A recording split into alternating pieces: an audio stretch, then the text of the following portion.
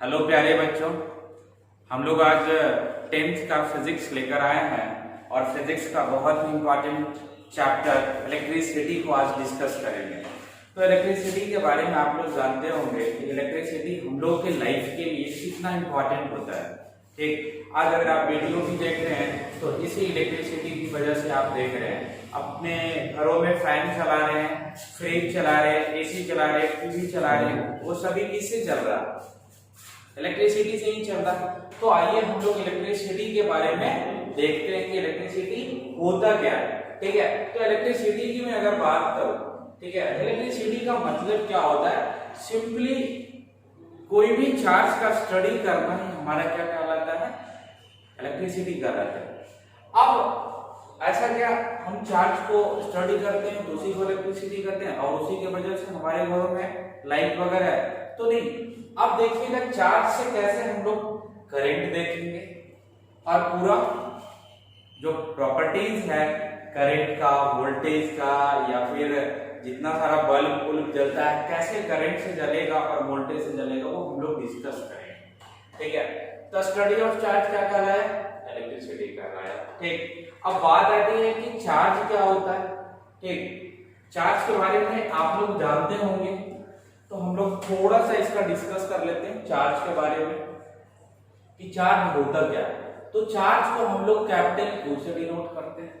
ठीक, capital Q से charge को डिनोट करते हैं। चार्ज होता क्या है?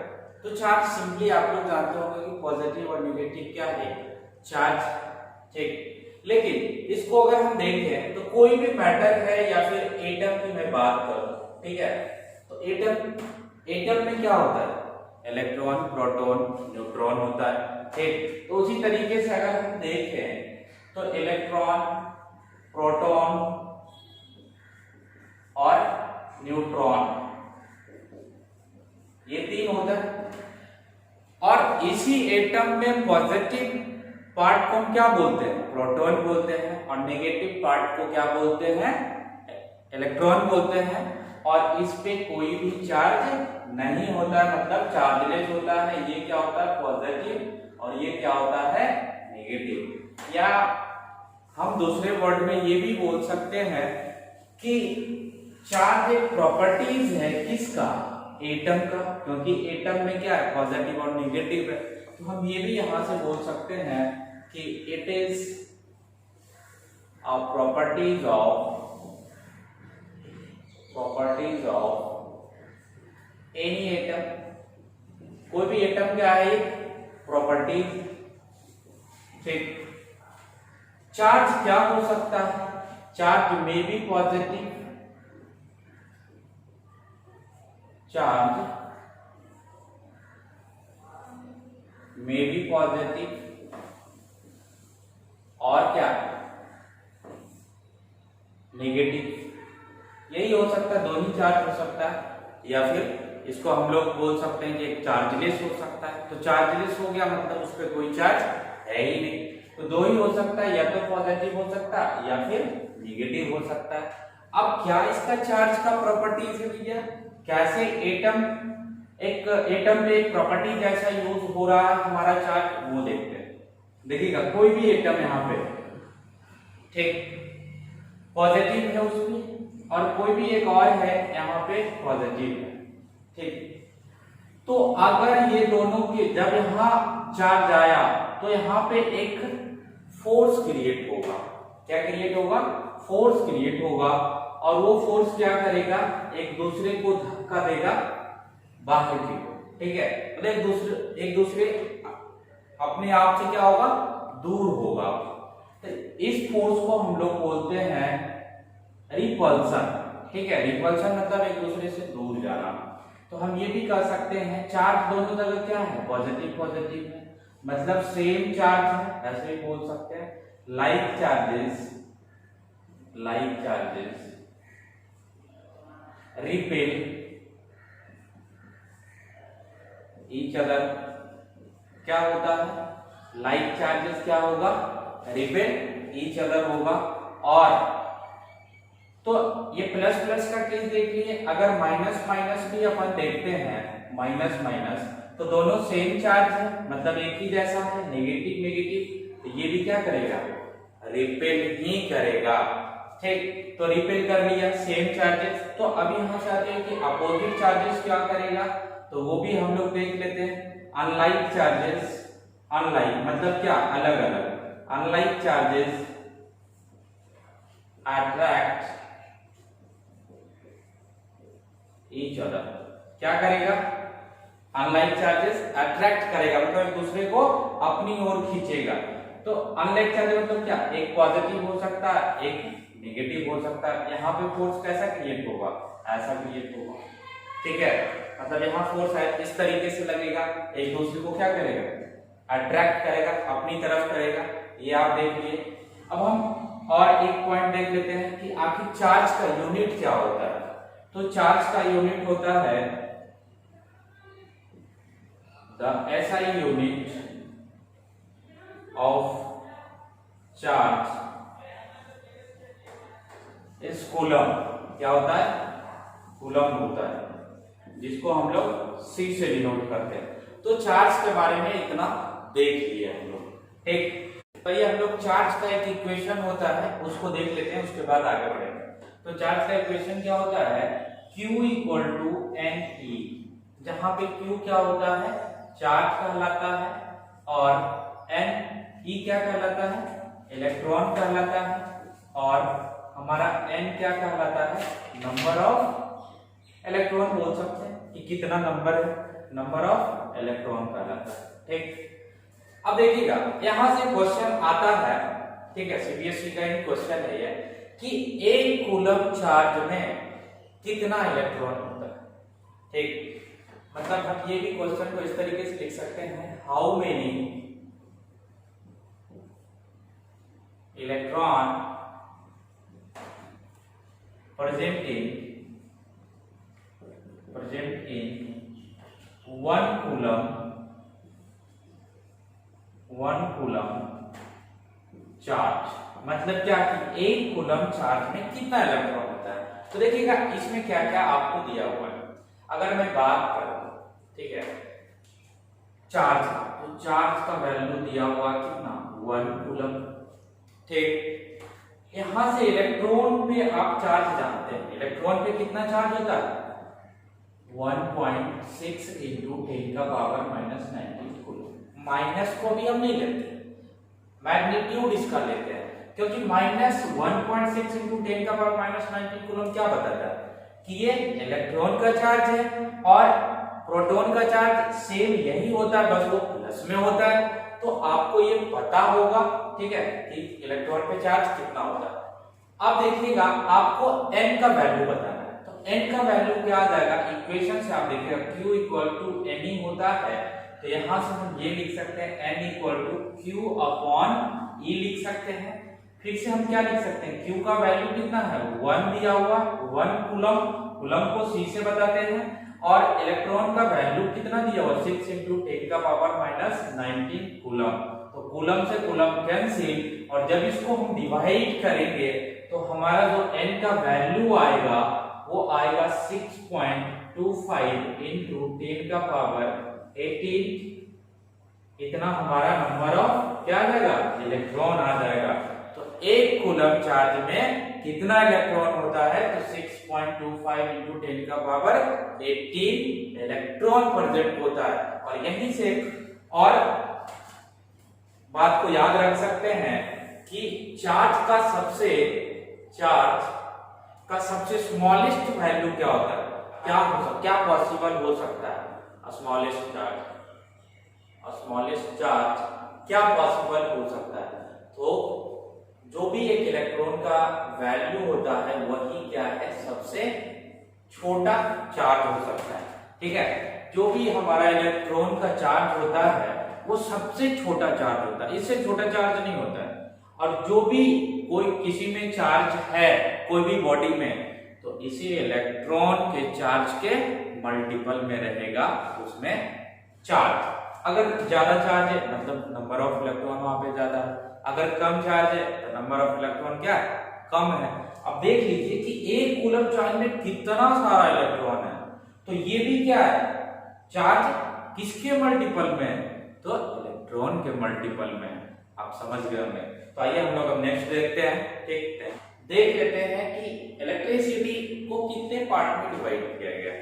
ठीक, तो इलेक्ट्रिसिटी को दो पार्ट में डिवाइड किया गया है। कौन कौन पार्ट में डिवाइड किया गया भैया, वो देख लेते हैं हम लोग। एक किया गया है स्टैटिक चार्ज।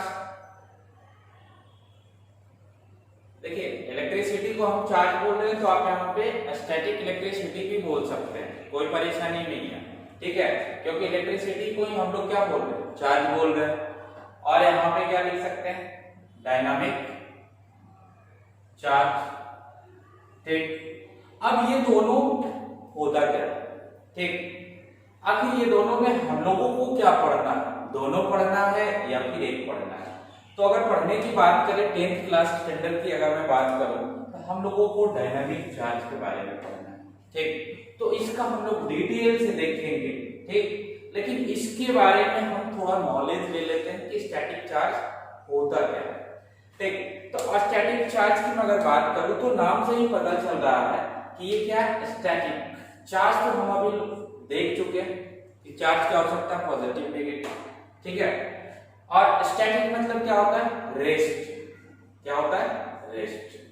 मतलब कोई भी चार्ज रेस्ट में है तो हम उसको क्या बोलेंगे, स्टैटिक चार्ज बोलेंगे। फॉर एग्जांपल की अगर मैं बात करूं तो आप 8th क्लास में पढ़े होंगे कि प्लास्टिक स्केल से हम लोग हेयर में रब करते हैं और कोई छोटा पार्टिकल्स जैसे कागज का पार्टिकल्स के पास ले जाते हैं तो उसको क्या कर लेता है, अट्रैक्ट कर लेता है। और जब अगर उसमें हेयर में रब किए बिना हम उसको अगर कागज के टुकड़ा के पास ले जाते हैं तो कोई भी वहां पे फोर्स नहीं क्रिएट होता। ठीक है, मतलब यहां से ये पता चला कि एक स्केल है। ठीक है, ये स्केल है प्लास्टिक का स्केल है और उसको जब हम हेयर से रब किए तो यहाँ पे कुछ चार्ज आ गया, मान लेते हैं कि पॉजिटिव आ गया।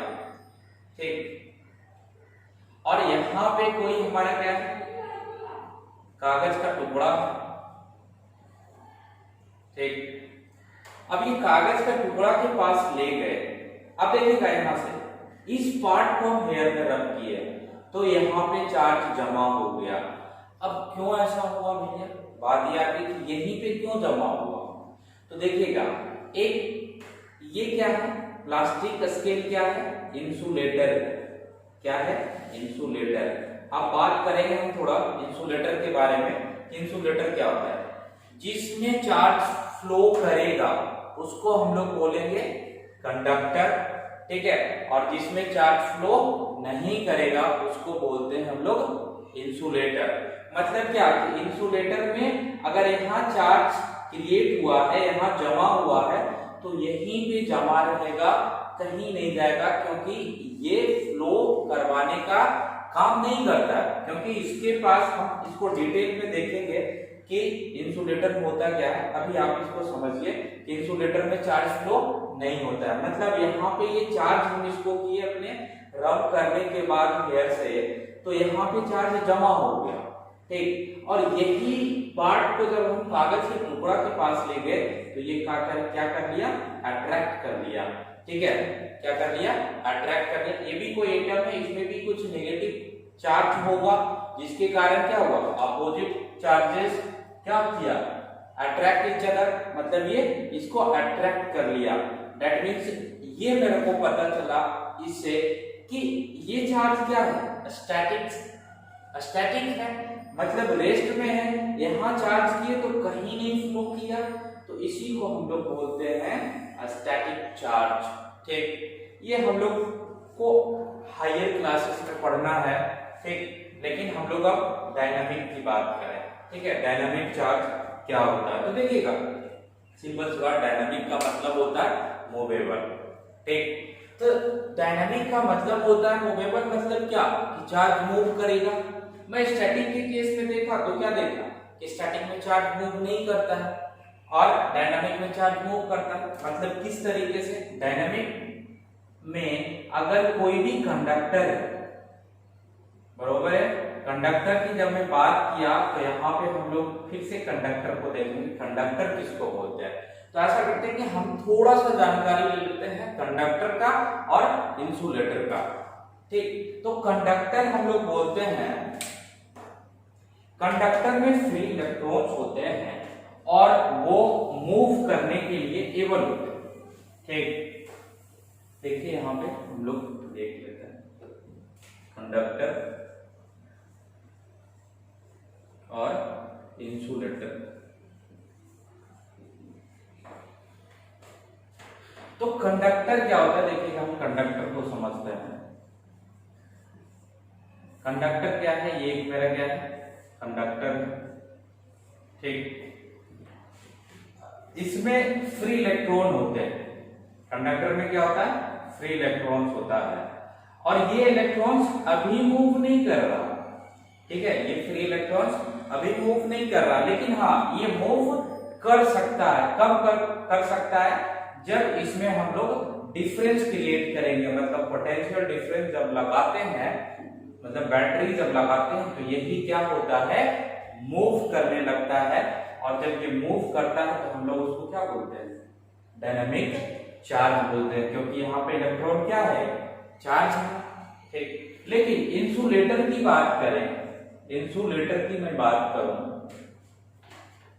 इंसुलेटर का जब मैं बात करता हूं तो इंसुलेटर में क्या होता है, फ्री इलेक्ट्रॉन्स नहीं होते हैं। और जब उसमें फ्री इलेक्ट्रॉन्स नहीं होगा तो वो मूव कहां से करेगा। ठीक, तो आप समझ गए होंगे कि इसमें फ्री इलेक्ट्रॉन होता है, फ्री इलेक्ट्रॉन, और इसमें फ्री इलेक्ट्रॉन नहीं होता है। Free electron is not occurs, मतलब नहीं होता है। फ्री इलेक्ट्रॉन्स क्या होता है, इंसुलेटर में अकर्स नहीं करता, होता ही नहीं है। तो इसका एग्जाम्पल की जब मैं बात करूं तो क्या हो जाएगा, जैसे मैं बात करूं प्लास्टिक। ठीक, देखिएगा प्लास्टिक, जैसे कि हम लोग अगर बात करें घरों की तो आप देखते होंगे स्विच को दबाने से क्या होता है, फैन चालू होता है, बल्ब जलता है। लेकिन क्या आपको करंट लगता है क्या, जब आप स्विच को ऑन करते हैं तो नहीं लगता है। क्यों, क्योंकि उसमें फ्री इलेक्ट्रॉन नहीं होता है, और फ्री इलेक्ट्रॉन नहीं होता है तो वो फ्लो नहीं करेगा। तो हमारे जब बॉडी से वो कांटेक्ट होता है तो उसमें फ्लो नहीं करेगा, तो हमको करंट नहीं लगता है। इसलिए हम लोग प्लास्टिक का यूज करते हैं एज ए इंसुलेटर। वायर की अगर मैं बात करूं तो देखते होंगे कि वायर में अंदर क्या रहता है, कॉपर का रहता है, कुछ पतला पतला वायर होता है और उसके ऊपर प्लास्टिक का कवर रहता है। तो वही प्लास्टिक क्या है, इंसुलेटर है, और जो अंदर में वायर होता है पतला पतला वो क्या है, कंडक्टर है। ठीक, हम यहाँ पे इस तरीके से समझाएं, ऐसा नहीं कि कंडक्टर इतना बड़ा भी होता है, लेकिन कंडक्टर और इंसुलेटर आप समझना चाहें तो आप वायर देखे होंगे घर में, जिससे आप लोग कुछ भी बल्ब जलाते हैं या फैन चलाते हैं, वहां देख सकते हैं कि वायर के ऊपर जो प्लास्टिक का कवर रहता है वो इंसुलेटर होता है, और जो अंदर वाला वायर होता है वो कंडक्टर होता है। तो आप समझ गए होंगे। इसका एग्जाम्पल की मैं बात करूं तो आयरन भी हो जाएगा, ठीक है, सिल्वर हो जाएगा, सिल्वर बहुत ही अच्छा कंडक्टर होता है, कॉपर हो जाएगा, ठीक है, और बहुत सारा हो जाएगा, एल्युमिनियम हो जाएगा। लेकिन नॉर्मली हम लोग कॉपर और एल्युमिनियम का यूज करते हैं घरों में वायर के रूप में। ठीक, तो आप लोग इंसुलेटर और कंडक्टर को समझ गए होंगे कि क्या होता है। अब हम लोग आते हैं डायनामिक चार्ज पे, और यहां से हम लोग डायनामिक चार्ज से ही इलेक्ट्रिसिटी को समझेंगे, सॉरी करंट को समझेंगे, और उसी तरीके से हम लोग अपना टॉपिक में इन कर जाएंगे। अब देखिएगा, अगर ये कंडक्टर है, ठीक है, तो कंडक्टर का मतलब इसमें फ्री इलेक्ट्रॉन्स तो होगा, थोड़ा और बड़ा बना देते हैं। ये अगर कंडक्टर है तो इसमें फ्री इलेक्ट्रॉन होगा, और जब भी इसमें फ्री इलेक्ट्रॉन है तो ये क्या है, रैंडम मोशन में मूव कर रहा है, बरोबर है। अभी क्या है कि इसमें कोई भी डिफरेंस क्रिएट नहीं किए, तो ये क्या है, रैंडम मोशन में अपना घूम रहा कंडक्टर में रैंडम मोशन में, जब इसमें हम लोग पोटेंशियल डिफरेंस देखते हैं तब ये मूव करना स्टार्ट करता है। आप यहां से भी समझ सकते हैं, देखिएगा एक छोटा सा एग्जांपल लेते हैं कि दो टैंक, ठीक, एक टैंक है जिसमें वाटर हमारा इस लेवल का है और दूसरा टैंक ये है, ठीक, और वहां पे यहाँ पे भी क्या है, वाटर हमारा इस लेवल का है। आप बताइए दोनों में, और यहां हम एक पाइप को कनेक्ट कर देते हैं, बरोबर, तो दोनों में वाटर का लेवल सेम है। अब आप मेरे को बताइए कि क्या इससे वाटर इसमें जाएगा या इससे वाटर इसमें आएगा। तो आप कहें कि दोनों में अगर वाटर का लेवल सेम है तो किसी में नहीं जाएगा, ठीक। उसी तरीके से यहाँ पे सभी क्या है, सेम है भी इलेक्ट्रॉन, तो यहाँ पे कहीं मूवमेंट नहीं हो रहा है कि एक डायरेक्शन में कहीं कोई इलेक्ट्रॉन मूव कर रहा, अभी रैंडम मोशन में, ठीक। अब देखिएगा, अब इस वाटर लेवल को हम यहां कर दिए, बरोबर है। अगर वाटर लेवल को यहां कर दिए तो आप अब कहेंगे कि इससे वाटर कहां जाएगा, इस टैंक में जाएगा। अगर ये टैंक 1 है और ये टैंक 2 है तो आप यहां से कहेंगे कि नहीं, टैंक 1 से वाटर टैंक 2 में जाएगा, ठीक। अब देखिएगा, तो जहां वाटर लेवल में था तो कोई भी डिफरेंस क्रिएट नहीं हुआ वहां पे कि वाटर एक दूसरे इससे इसमें आए, लेकिन जब हम यहाँ पे डिफरेंस क्रिएट कर दिए, मतलब इसका लेवल यहाँ है और इसका लेवल नीचे है, मतलब कुछ डिफरेंस है, तो जैसे ही डिफरेंस हम क्रिएट किए, वाटर क्या किया, फ्लो करना स्टार्ट कर दिया, ठीक। तो उसी तरीके से जब हम इसमें डिफरेंस क्रिएट करेंगे, जब इसमें डिफरेंस क्रिएट करेंगे तो चार्ज भी हमारा क्या होगा, फ्लो करना स्टार्ट कर देगा। तो देखिए हम डिफरेंस क्रिएट करने के लिए हम लोग क्या लगा दिए, बैटरी लगा दिए। अभी देखिए इसके बारे में आपको नहीं बताया है तो आप ऐसे समझिएगा कि ये क्या है, एक बैटरी लगा हुआ है, ठीक। ये बैटरी लगाए और ये बड़ा वाला जो टर्मिनल होता है उसको पॉजिटिव बोलते हैं और जो छोटा वाला होता है उसको नेगेटिव टर्मिनल बोलते हैं। अब देखिएगा यहां से मूवमेंट इलेक्ट्रॉन कैसे करेगा। अब आप देखिए इलेक्ट्रॉन पे कौन सा चार्ज होता है, नेगेटिव चार्ज होता है, और यहाँ किससे कनेक्टेड है, पॉजिटिव से कनेक्टेड है। मतलब क्या कि नेगेटिव और पॉजिटिव क्या करता है, एक दूसरे को अट्रैक्ट करता है, तो इलेक्ट्रॉन कुछ ऐसे आने लगेगा, इस तरीके से फ्लो होने लगेगा। और यहाँ देखिएगा माइनस है, ये टर्मिनल माइनस है और इलेक्ट्रॉन माइनस होता मतलब रिपेल करेगा, इधर से दूर भागेगा, तो इलेक्ट्रॉन अब देखिए क्या हुआ, एक डायरेक्शन में फ्लो होने लगा। जैसे ही डिफरेंस क्रिएट किए, जिस तरीके से हम इस फिगर में देख रहे थे, जब डिफरेंस कोई भी नहीं था तो फ्लो नहीं हो रहा था वाटर, जैसे ही डिफरेंस क्रिएट किए वाटर फ्लो होने लगा टैंक 1 से टैंक 2 में। उसी तरीके से जब यहाँ पे हम पोटेंशियल डिफरेंस लगाए जिसको बैटरी बोल रहे हैं, तो यहाँ पे डिफरेंस क्रिएट हुआ और इलेक्ट्रॉन हमारा कुछ इस डायरेक्शन में मूव करने लगा। अब जब इलेक्ट्रॉन मूव करने लगा मतलब चार्ज मूव कर रहा, ठीक। जब चार्ज मूव कर रहा है तो अब यहां से हम लोग करंट के बारे में देखते हैं। तो करंट क्या होता है, तो करंट इस तरीके से फ्लो होता है, पॉजिटिव टू नेगेटिव। तो करंट का क्या है कि current high potential to low potential flow करता है। करंट क्या करता है, high potential to low potential flow करता है। तो आप देखिएगा हाई पोटेंशियल कौन सा हो जाएगा, पॉजिटिव टर्मिनल, और लो पोटेंशियल कौन हो जाएगा, नेगेटिव टर्मिनल। मतलब ये हमारा करंट इस तरीके से फ्लो होने लगेगा, किसके जस्ट अपोजिट, इलेक्ट्रॉन के फ्लो को। तो अब यहां से हम लोग करंट के बारे में बता सकते हैं कि करंट का डेफिनेशन या फिर उसको हम लोग किस तरीके से समझेंगे। करंट के बारे में देखते हैं, करंट को हम लोग आई से डिनोट करते हैं, ठीक।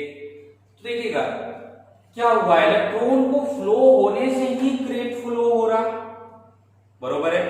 तो हम यहां से ये बोल सकते हैं कि इलेक्ट्रॉन क्या है, चार्ज है। कहीं कहीं पे आपको ये भी सुनने को मिलेगा कि flow of electron is known as current, ठीक। तो ये भी गलत तो नहीं है, लेकिन अगर हम कंप्लीटली परफेक्ट डेफिनेशन की मैं अगर बात करूं तो हम इसको चार्ज में कन्वर्ट कर देते हैं कि इलेक्ट्रॉन की जगह हम लोग क्या बोलते हैं, चार्ज बोलने लगते हैं कि the rate of flow of क्या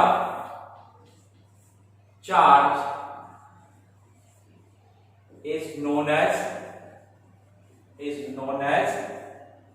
करंट। ठीक, मतलब चार्ज किसके रिस्पेक्ट में फ्लो हो रहा, तो टाइम के रिस्पेक्ट में ही होगा। ठीक, द रेट मतलब वही होता है टाइम के साथ जो फ्लो हो रहा, तो क्या फ्लो हो रहा, चार्ज फ्लो हो रहा। ठीक, उसी को हम लोग क्या बोल रहे हैं, करंट बोल रहे हैं। तो करंट क्या हो जाएगा, I equal to Q. Charge को क्या चीज से डिनोट करते हैं, कैपिटल क्यू से डिनोट करते हैं, अपॉन क्या हो जाएगा, टी मतलब क्या हो गया, टाइम। अब देखिएगा I को हम लोग क्या बोल दिए, करंट। आप इसको लिख सकते हैं क्यू को चार्ज और टी को टाइम बोलते हैं। अगर मैं इसका यूनिट लिखना चाहूं तो क्या लिखूं, देखिएगा चार्ज का यूनिट हम लोग देखे थे क्या होता है, कूलम होता है। ठीक है, क्या होता है, कूलम होता है, कूलम होता है। और टाइम का आप लोग जानते हैं सेकेंड होता है। तो करंट का यूनिट क्या हो गया, कूलम पर सेकेंड, और इसी को हम लोग बोलते हैं एम्पियर। क्या बोलते हैं, एम्पियर। मतलब इसके बारे में कौन बताए, करंट के बारे में एम्पियर साइंटिस्ट बताए। ठीक है, तो उन्हीं के नाम पे क्या पड़ गया, एम्पियर भी इसको नाम से बोला जाता है, इसका यूनिट एम्पियर होता है। और ऐसे देखें चार्ज और टाइम के रिस्पेक्ट में तो कूलम पर सेकेंड इसका यूनिट हो जाएगा। ठीक, अब हम लोग करंट देख लिए। करंट को क्या चीज से मेजर किया जाता है, तो करंट को मेजर किया जाता है अमीटर से। ठीक है, तो हम ये भी लिख सकते हैं करंट इज मेजर्ड बाई किसके द्वारा, अमीटर के द्वारा। अमीटर के द्वारा इसको मेजर किया जाता है। अमीटर क्या है, इंस्ट्रूमेंट है। अमीटर क्या है, इंस्ट्रूमेंट है।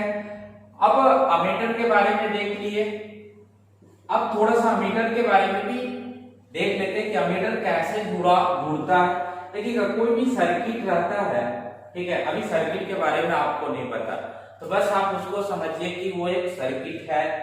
जिस तरीके से अगर अमीटर की मैं बात करूं, अमीटर जो होता है एक इंस्ट्रूमेंट होता है और उसका सिंबल कुछ इस तरीके से आपको देखिएगा, जब क्वेश्चन को सॉल्व कीजिएगा ऐसे, इसको बोलते हैं अमीटर। तो ये सर्किट में सीरीज में कंबाइंड होता है, ठीक है, सॉरी सीरीज में कनेक्ट होता है। तो सीरीज क्या होता है, पैरेलल क्या होता है, वो बारी बारी से हम लोग सब पढ़ेंगे। ठीक, लेकिन अभी अमीटर आ गया तो इसके बारे में थोड़ा देख लेते हैं। जब आप सीरीज और पैरेलल पढ़ेंगे तो वहां आपका ये भी पार्ट क्लियर हो जाएगा। तो कोई भी सर्किट है, मतलब क्या है, एक बैटरी लगाए और ये जो है बैटरी से जुड़ा हुआ है, इसको आप वायर समझिए। क्या समझिए, वायर समझिए। अब देखिएगा यहां से हम क्या किए, एक बल्ब लगा दिए, जो आपका CFL बल्ब है ना, उसी बल्ब की बात कर रहे हैं। तो यहाँ बल्ब लगा दिए और यहाँ पे क्या हुआ, इस तरीके से यहाँ पे हम अमीटर को जोड़ दिए।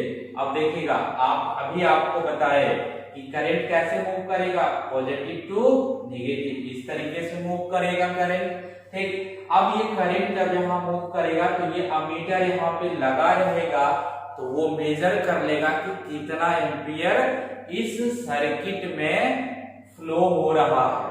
सर्किट नॉर्मली अगर मैं बात करूं सर्किट का, तो आप लोग घर से भी समझ सकते हैं कि आपका स्विच से, या फिर आप लोग प्रैक्टिकल करते होंगे, प्रोजेक्ट वगैरह बनाते होंगे स्कूल का, तो देखते होंगे कि बैटरी लगाते हैं, बैटरी से हम लोग क्या एक बल्ब को जोड़ते हैं, और जब वो बल्ब जल जाता है तो वही कनेक्शन जो बैटरी से आप वायर के थ्रू एक बल्ब जलाते हैं, उसी को हम लोग सर्किट बोलते हैं। बरोबर है। तो इसको क्या चीज में जोड़ा जाता है, सर्किट में सीरीज में जोड़ा जाता है। Ammeter is connected in ammeter is connected in इसमें सीरीज में कनेक्टेड होता है। देख, सीरीज में कनेक्टेड होता है। सीरीज मतलब क्या कि ये वायर जा रहा, इसी में कहीं पे हम इसको कनेक्ट कर दिए। जब हम लोग सीरीज पैरेलल देखेंगे तो और अच्छे से ये क्लियर हो जाएगा। अभी हम लोग करंट को जब देखे तो उसको मेजर किया मीटर से, तो थोड़ा सा मीटर के बारे में हम लोग देख लिए। ठीक है, अब ये हो गया करंट के बारे में हम लोग देख लिए। अब हम लोग बात करते हैं बैटरी के बारे में। तो बैटरी को क्या बोले? पोटेंशियल डिफरेंस बोलते हैं। ठीक है, तो पोटेंशियल डिफरेंस के बारे में हम लोग देखते हैं। तो आइए हम लोग अब पोटेंशियल डिफरेंस देखते हैं। करंट हम लोग देख लिए, चार्ज के बारे में देख लिए, अब पोटेंशियल डिफरेंस देख लेंगे। तो हम लोग स्टार्ट करेंगे इसके बाद ओम्स लॉ, और ओम्स लॉ के बाद हमारा पूरा चैप्टर वहीं से स्टार्ट होता है। से ये सभी क्वेश्चन उससे रिलेटेड है, लेकिन मेन जो न्यूमेरिकल आता है वो ओम्स लॉ से आता है। तो आइए हम लोग पोटेंशियल डिफरेंस की बात करते हैं। तो पोटेंशियल डिफरेंस क्या करता है? The potential difference between 2 point in electric circuit. कोई भी इलेक्ट्रिक सर्किट है, हम बात कर लेते हैं, इलेक्ट्रिक सर्किट अभी बनाए थे, पहले इसको देख लेते हैं। The potential difference between 2 point in electric circuit is defined as the amount of work done in moving a unit charge from one point to another. अब बात करें तो मेन यहाँ पे क्या देखना है? The amount of work done, the amount of work done in moving a unit charge. कौन मूव कर रहा? चार्ज मूव कर रहा from one point to another, एक पॉइंट से दूसरे पॉइंट मूव कर रहा है चार्ज, और वो मूव करने में जो वर्क डन लगा उसी को हम लोग बोलते हैं पोटेंशियल डिफरेंस। ठीक है, आप देखिए यहां से कि कोई भी ये क्या है? सर्किट, ये सॉरी कंडक्टर है। कोई भी क्या है? कंडक्टर है, और कंडक्टर में कोई ए पॉइंट है और यहाँ पे क्यू चार्ज। ठीक, कोई पॉइंट है ए, वहां यहाँ पे क्या है? क्यू चार्ज है। अगर क्यू चार्ज को कोई दूसरा पॉइंट पे लाने में, मतलब बी पॉइंट पे लाने में जो वर्क डन लगेगा उसी को हम लोग बोलते हैं पोटेंशियल डिफरेंस। तो इसको हम लोग मैथमेटिकली किस तरीके से लिख सकते हैं? देखिएगा, पोटेंशियल डिफरेंस। तो पोटेंशियल डिफरेंस को हम लोग कैसे बताएंगे? पोटेंशियल डिफरेंस को हम लोग V से भी डिनोट करते हैं। ठीक, अब पोटेंशियल डिफरेंस को क्या लिखेंगे? देखिएगा, वर्क डन क्या लग रहा है? ए से बी लाने में कुछ वर्क डन लग रहा होगा। ठीक, किसको लाया जा रहा भैया?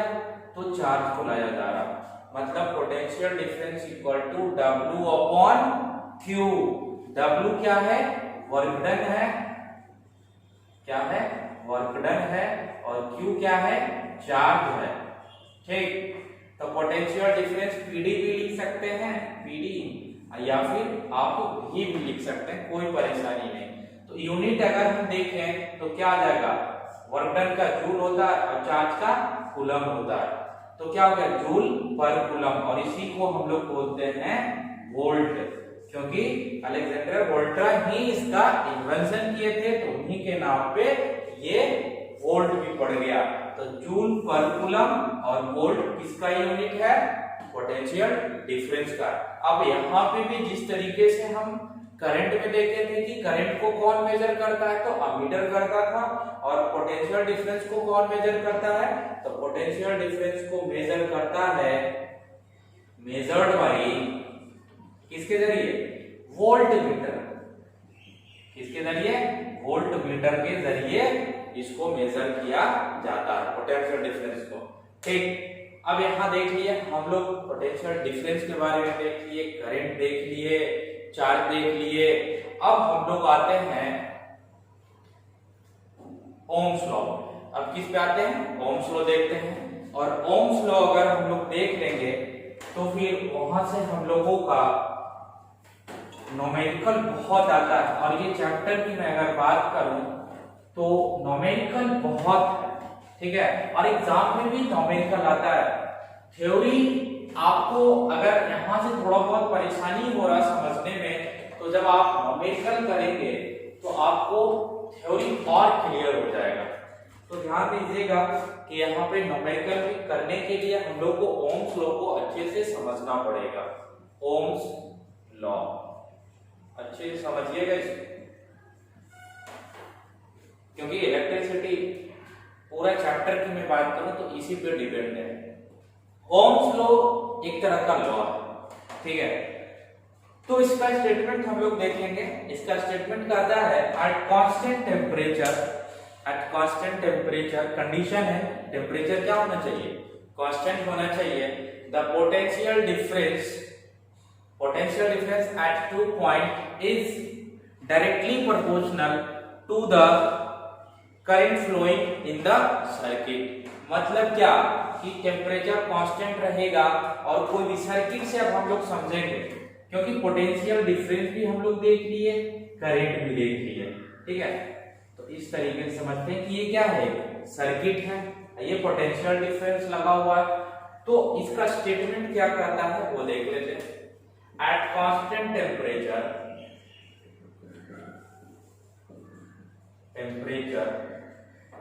ठीक है, the potential difference between 2 points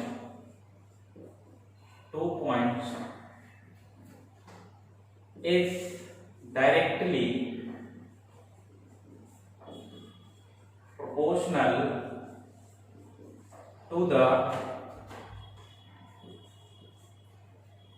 current passing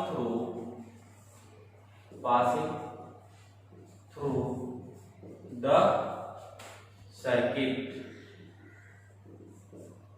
ठीक, मतलब कि पोटेंशियल डिफरेंस किसका डायरेक्टली प्रोपोर्शनल है, करंट का। या हम एक फिगर से इसको समझते हैं कैसे। टैंक वाला केस हम लोग देखे थे कि 2 टैंक था और दोनों में क्या था, वाटर इसमें फिलअप था और ये क्या था, इससे कनेक्टेड था। ये था क्या, इससे पाइप के थ्रू कनेक्टेड था। अब देखिएगा कि अगर वाटर का लेवल इसमें इतना है, इसमें वाटर का लेवल ऊपर है, तो वाटर इसमें फ्लो करेगा, ठीक है। और कैसा फ्लो करेगा, मतलब तेजी से फ्लो करेगा, क्योंकि दोनों का डिफरेंस क्या है, ज्यादा है। अब की अगर मैं बात करूं, देखिएगा और ऊपर ले गए तो फ्लो क्या हो जाएगा, थोड़ा कम हो जाएगा। अगर हम और नीचे ला दिए, यहाँ पे वाटर का लेवल ला दिए, तो वाटर का फ्लो क्या होगा, और तेजी से होगा। मतलब क्या, यहां से देखिएगा एक कंक्लूजन यहां से निकाले कि जितना ज्यादा डिफरेंस होगा उतना वाटर का फ्लो तेज होगा, और जितना डिफरेंस कम होगा उतना वाटर का फ्लो कम होगा। तो इसी कॉन्सेप्ट से हम इसको समझते हैं। कैसे, पोटेंशियल डिफरेंस जितना ज्यादा होगा उतना करंट ज्यादा होगा, पोटेंशियल डिफरेंस जितना कम होगा उतना करंट कम होगा। मतलब हम सिंपल वे में इस तरीके से भी बोल सकते हैं कि वोल्टेज या फिर पोटेंशियल डिफरेंस डायरेक्टली प्रोपोर्शनल है किस पे, करंट पे। ठीक, तो इसे हम लोग समझ लिए। अब हम मैथमेटिकली एक्सप्रेशन लिखते हैं।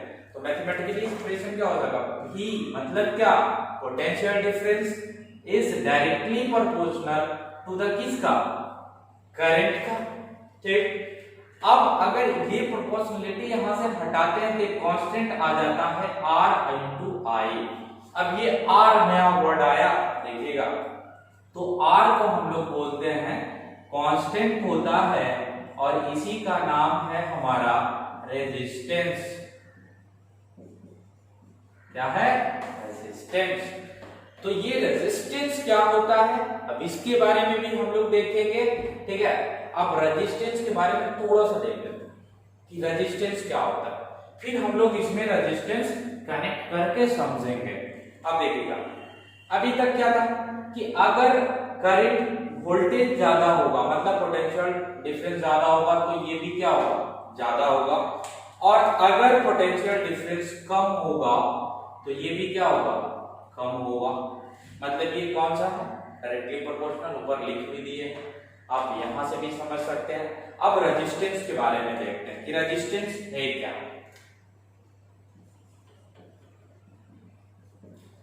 तो देखिएगा रेजिस्टेंस एक कांस्टेंट है और रेजिस्टेंस क्या करता है, देखिएगा रेजिस्टेंस करंट का प्रतिद्वंदी, प्रतिद्वंदी मतलब बोल सकते हैं दुश्मन, क्योंकि जब कोई भी वायर में या सर्किट में करंट फ्लो करता है तो रेजिस्टेंस उसको बाधा पहुंचाता है। तो हम ये बोल सकते हैं कि it opposes the flow of क्या, करंट।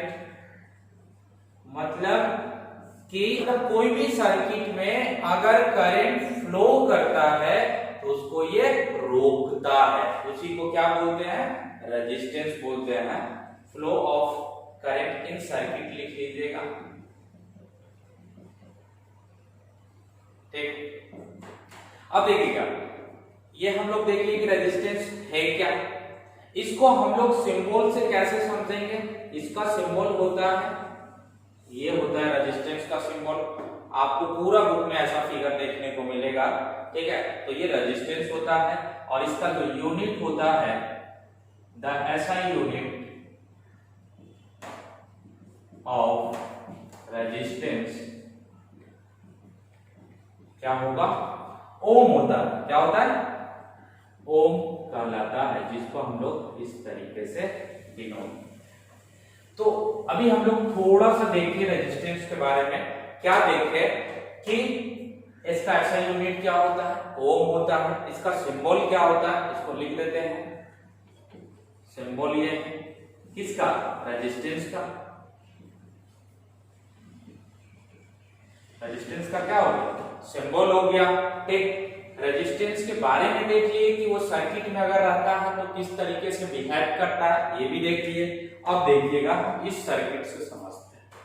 अगर यहां पे हम रेजिस्टेंस लगा दिए, ठीक है, तो इस रेजिस्टेंस यहां पे पोटेंशियल डिफरेंस है, इसको हम लोग 10 वोल्ट एज्यूम कर लेते हैं। देखिएगा इसको हम लोग समझेंगे, इस ओम्स लॉ। यहां ले लिए 10 वोल्ट, इसको ले लिए 2 ओम। करंट कैसे फ्लो करेगा, प्लस से माइनस की ओर, मतलब ऐसे करंट जाएगा। अब यहां से हम करंट अगर निकालना चाहें तो क्या होगा, देखिएगा हमारा क्या इक्वेशन है, V = IR। ये बहुत इंपॉर्टेंट इक्वेशन है और इससे बहुत फार्मूला प्रूफ हुआ है, यानी पूरा 10th की मैं बात करूं तो इस पे ही बेस्ड है, ठीक। तो अच्छे से इसको देखिएगा। अब देखिएगा हम यहां से अगर करंट निकालना चाहें, ठीक है, तो करंट क्या हो जाएगा, I = इस इक्वेशन को हम लोग फॉलो करते हुए चलेंगे तो क्या आ जाएगा, V/R हो जाएगा। और I का वैल्यू हम निकालना चाहें तो V का क्या वैल्यू दिया हुआ, 10 वोल्ट। 10 वोल्ट बटे R का वैल्यू क्या है, 2 ओम है, ठीक है। आप गिवन भी लिख सकते हैं कि पोटेंशियल डिफरेंस कितना दिया हुआ है, 10 वोल्ट, और R मतलब रेजिस्टेंस का वैल्यू कितना दिया हुआ है, 2 ओम। करंट क्या हो जाएगा, 5 एम्पियर, ठीक। यहां तक आपको समझ में आया। अब हम इसी में क्या करते हैं, इसको ले लेते हैं कितना, 20 वोल्ट। अब देखिएगा क्या, जैसे ही पोटेंशियल डिफरेंस को बढ़ाए तो करंट में क्या चेंज होगा, क्योंकि ये कांस्टेंट है। एक बार सर्किट में लगा दिए तो चेंज नहीं करेंगे, चेंज करेंगे तो फिर ये सर्किट बदलना पड़ेगा। अगर हम इसको 10 से 20 वोल्ट कर दिए तो क्या चेंज आया, देखिए उसी तरीके से I = क्या हो जाएगा, अब 10 की जगह क्या हो जाएगा, 20 हो जाएगा। यहां पे भी क्या हो जाएगा, 20 हो जाएगा, और यहां पे कितना आ जाएगा, 10 एम्पियर आ जाएगा। पहले कितना एम्पियर आ रहा था, पहले आ रहा था 5 एम्पियर, अब कितना आ रहा, 10 एम्पियर। मतलब कि वोल्टेज को हम 10 से 20 किए, मतलब दुगना किए, तो करंट भी क्या हो गया, दुगना हो गया। अगर कम करेंगे, जितना से कम करेंगे उतना ही गुना हमारा करंट भी कम होगा। तो आप ये ओम्स लॉ जो हमारा स्टेटमेंट का था वो भी यहाँ से प्रूफ हो गया कि किस तरीके से वोल्टेज मतलब पोटेंशियल डिफरेंस को घटाने से करंट भी घटता है और पोटेंशियल डिफरेंस को बढ़ाने से करंट भी बढ़ता है। और हमारा रेजिस्टेंस क्या है, कांस्टेंट है, जो हम फिट कर दिए वो उतना ही रह गया, 2 ही ओम। तो यहां से आप लोग प्रैक्टिस कीजिएगा सिंपल क्वेश्चन, ठीक है। हम कुछ एक दो सर्किट बनाकर दे देते हैं जिससे आप बनाइएगा, इसको एज ए होमवर्क समझ लीजिए।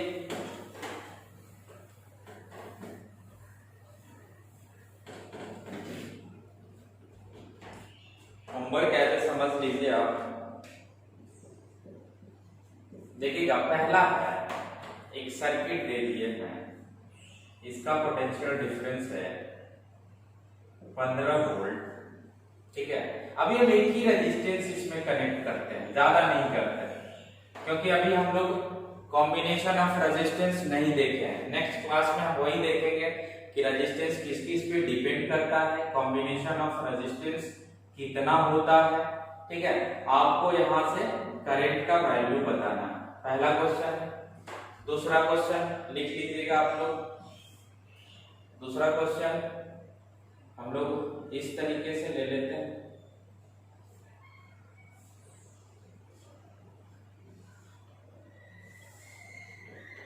दूसरा क्वेश्चन का वैल्यू हम लोग ले लेते हैं 20 वोल्ट और यहाँ से जो करंट फ्लो कर रहा है वो हमारा 5 एम्पियर कर रहा है।